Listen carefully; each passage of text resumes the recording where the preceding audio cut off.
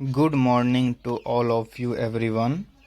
तो जैसा कि हम लोग लेक्चर 1 में क्लास 10th केमिस्ट्री का जो तीसरा अध्याय अभी आप लोग का चल रहा है, धातु और अधातु, इसमें हम लोग ब्लू बोर्ड पर, वाइट बोर्ड पर समझ चुके हैं कि किस तरह से धातु और अधातु की उत्पत्ति हुई है, उसका ओरिजिन कहाँ है। तो उसका जैसा कि मैं आप लोग को बोला था कि इसका आप लोग को नोट्स मिल जाएगा और टाइपिंग वाला नोट्स मिलेगा, तो वही मैं आप लोगों के बीच लेकर आया हूँ। तो चलिए शुरू करते हैं धातु और अधातु और इसकी उत्पत्ति कहाँ से हुई है और सभी का परिभाषा।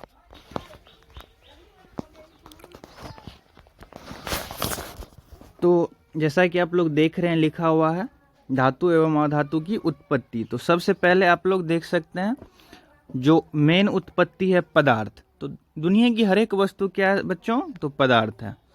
तो पदार्थ को इंग्लिश में बोलते हैं मैटर। और पदार्थ को दो भागों में बांटा गया, एक भौतिक वर्गीकरण और दूसरा रासायनिक वर्गीकरण।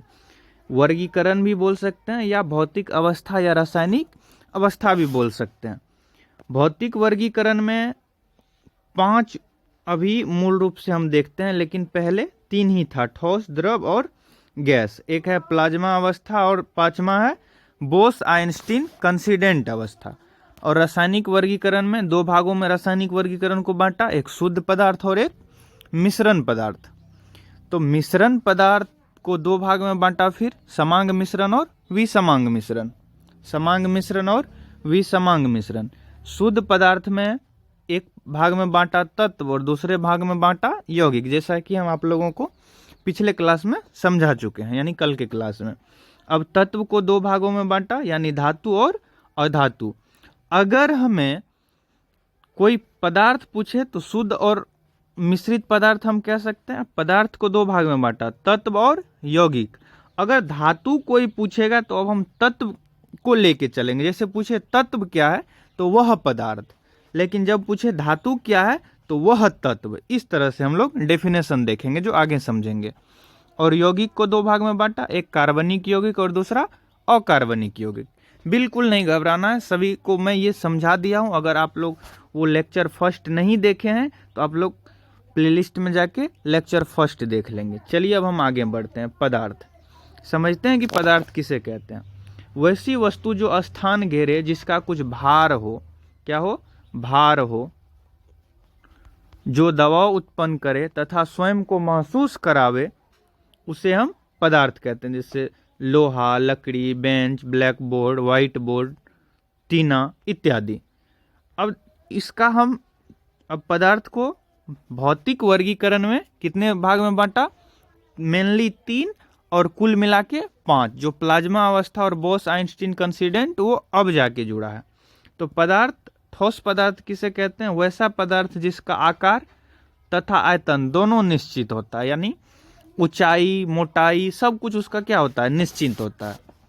भार निश्चित होता है। एग्जाम्पल जैसे सोना, चांदी, लोहा, प्लेटिनम, ईंट, पत्थर, लकड़ी इत्यादि। द्रव अवस्था मैं इसलिए आप लोग को फास्ट थोड़ा पढ़ा रहा हूँ कि इसे आप लोग नोट कर लेंगे, क्योंकि मैं समझा पहले ही चुका हूँ। अब इसे समझाने लगेंगे तो बहुत आप लोग का टाइम वेस्ट होगा। तो सिर्फ आप लोग को मैं एक नोट्स दे रहा हूँ, इसलिए ये आपको लिखा हुआ रूप में मैं थोड़ा थोड़ा बताते चल रहा हूँ। बाकी समझा तो मैं पहले ही चुका हूँ। द्रव अवस्था या पदार्थ, द्रव्य पदार्थ, तो वैसा पदार्थ जिसका आकार, द्रव का कोई, जैसे पानी है उसका कोई आकार है नहीं है, उसको जिस चीज में हम रखेंगे वो उसका आकार ले लेगा। तो इसका आकार क्या है? अनिश्चित, तथा आयतन क्या है? निश्चित। उसे हम क्या कहते हैं? द्रव कहते हैं। ध्यान देंगे बच्चों, एक ये द्रव्य होता है जो आभूषण होता है, और द्रव यानी लिक्विड होता है, जैसे पानी, दूध, घी इत्यादि। चलिए अब हम आगे बढ़ते हैं। गैसीय अवस्था यह है, और गैसीय कैसी अवस्था है बच्चों? ये वैसी अवस्था है जिसका आकार तथा आयतन दोनों अनिश्चित होते हैं। क्योंकि अगर किसी कमरे में आप अगरबत्ती जला दीजिए, कोई गैस छोड़ दीजिए, तो वो पूरा बिखर जाएगा, वो आपको फैल जाएगा, वो एक जगह नहीं रहेंगे। इसका कारण ये है कि इसका घनत्व बहुत अधिक होता है, बहुत कम होता है, इसलिए इसके पार्टिकल बहुत दूर दूर होते हैं। लेकिन जो ठोस होता है तो उसका घनत्व क्या होता है? बहुत ही अधिक होता है, यानी उसके पार्टिकल बहुत पास पास होते हैं। आई होप कि आप लोग ये समझ चुके होंगे। प्लाज्मा अवस्था है, तो प्लाज्मा अवस्था एक ऐसी अवस्था है जिसमें पदार्थ पिघल जाता है और उससे हम प्लाज्मा अवस्था कहते हैं। जैसे सूर्य को देखेंगे तो वह प्लाज्मा अवस्था में, क्योंकि उसका तापमान बहुत अधिक है। अगर उसके हम सेंटर में देखेंगे तो लाखों डिग्री सेल्सियस है, लाख डिग्री नहीं बल्कि लाखों डिग्री सेल्सियस है, लगभग करोड़ डिग्री सेल्सियस तक उसका तापमान चला जाता है। इसलिए हम क्या कह सकते हैं, प्लाज्मा अवस्था का जो होता है तापमान, उसका जो सेंटीग्रेड होता है तो 400 से लेकर के ऊपर आप लाखों डिग्री सेल्सियस तक कह सकते हैं। इस तरह से आप लोग नोट कर लेंगे। शुद्ध पदार्थ वैसा पदार्थ जिसमें कोई अपशिष्ट ना हो, पूर्ण रूप से स्वच्छ हो, उसे हम शुद्ध पदार्थ कहते हैं। मिश्रण, तो 2 या 2 से अधिक पदार्थ को जब हम निश्चित मात्रा में मिलाते हैं तो उसे हम मिश्रण कहते हैं। अब यहाँ ये नहीं पूछा है कि मिश्रण शुद्ध है या अशुद्ध है। चलिए अब हम आगे देखते हैं समांग मिश्रण।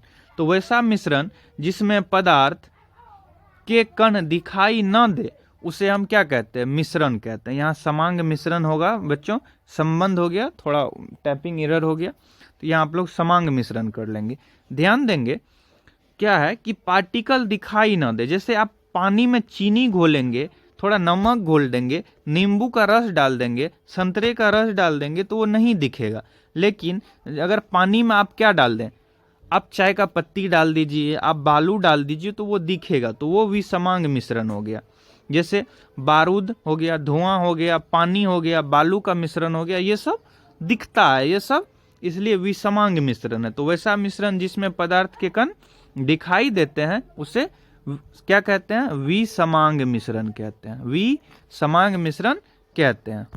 चलिए अब हम आगे बढ़ते हैं। फास्ट में इसलिए पढ़ा रहा हूँ कि वीडियो लंबा ना हो जाए, क्योंकि ये सब मैं आपको पहले ही समझा चुका हूँ। तत्व यानी एलिमेंट, प्रकृति में पाए जाने वाले वे समांग यहाँ होगा बच्चों, समांग या शुद्ध पदार्थ जो न सरल पद्धति से विभक्त हो सकता है, यानी अलग अलग हो सकता है, और न ही अन्य सरल पदार्थों के संयोग से बनाए जा सकते हैं, उसे हम क्या कहते हैं, तत्व कहते हैं। जैसे सोना, चांदी, लोहा, हाइड्रोजन, ऑक्सीजन इत्यादि। वर्तमान में 118 तत्व है पृथ्वी पर, जैसा कि मैं पिछले क्लास में भी बता चुका हूँ, जिसमें प्रकृति द्वारा जो प्राकृतिक पदार्थ है, तत्व है बना हुआ, वो 94 है, और कृत्रिम रूप से जिसे हमारे वैज्ञानिक ने बनाया वो 24 है। तत्व को 2 भागों में बांटा गया, एक धातु है, एक अधातु है, और दोनों के संयोग से बनता है उपधातु। तो उपधातु हम आप लोग को बाद में समझाएंगे, पहले आप लोग धातु और अधातु समझिए। धातु वैसा तत्व, यहाँ पदार्थ नहीं बोलेंगे बच्चों, तत्व बोलेंगे। वैसा तत्व जो इलेक्ट्रॉन का त्याग करे, और जो इलेक्ट्रॉन का त्याग करेगा वो क्या होगा, धन आवेशित होगा। धन आवेशित होगा तभी तो वो इलेक्ट्रॉन का त्याग कर सकता है ना। यानी अगर आपके पास 10 रुपया है तभी तो आप किसी को उसमें से दे सकते हैं। अगर 10 रुपया आपके पास कर्जा रहेगा तो किसी को नहीं दे सकते हैं। यानी आप पॉजिटिव हैं तब किसी को दे सकते हैं। तो इसलिए क्या है, इलेक्ट्रॉन का त्याग करके धन आयन, यहाँ आप लोग आयन लिखेंगे, धन आयन यानी पॉजिटिव आयन बन जाती है, उसे हम धातु कहते हैं। इसका दूसरा परिभाषा है, वैसा तत्व जो ऊष्मा तथा विद्युत का सुचालक हो, उसे और आघातवर्धन्य हो तथा तन्यता हो, उसे हम क्या कहते हैं, धातु कहते हैं। जैसे लोहा, एल्युमिनियम, सोना, चांदी इत्यादि। हम उसमें आप लोग को धातु की संख्या 93 या 94 बताए थे, तो कहीं कहीं बच्चों ये बढ़ जाता है, लेकिन मूल रूप से धातु की संख्या 91 है। और एक अपवाद में है पारा, जिसे हम लोग क्या कहते हैं, Hg या मरकरी भी इसे हम बोलते हैं। आप लोग जैसे थर्मामीटर वगैरह में देखते होंगे, बीपी मशीन में देखते होंगे। चलिए अधातु है वैसा तत्व जो इलेक्ट्रॉन ग्रहण करके ऋण आयन बनने की क्षमता रखते हैं। तो ग्रहण वही करेगा जो नेगेटिव होगा, यानी जिसके पास रुपया नहीं होगा वही तो दूसरे से मांगेगा, उसे अधातु कहते हैं। यह विद्युत तथा ऊष्मा का कुचालक होता है, और धातु विद्युत तथा ऊष्मा का सुचालक होता है। इससे और आप लोग को हम डिटेल में समझाएंगे, फिलहाल आप लोग इतना समझिए तथा इतना नोट आप लोग करके रखेंगे।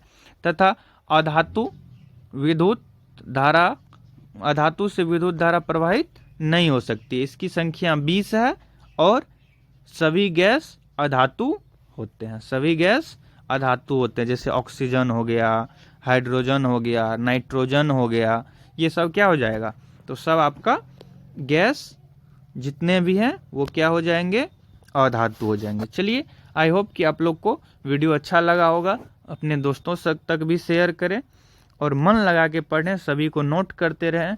इसी तरह से आप लोग को एक जो भी आप लोग को टॉपिक समझाया जाएगा उसका 2 वीडियो अपलोड होगा। एक आपको इस तरह से लिखा हुआ PDF फॉर्म में मिल जाएगा और दूसरा आप लोग को बोर्ड के माध्यम से अच्छे से समझाया जाएगा। जय हिंद, मिलते हैं अगले वीडियो में।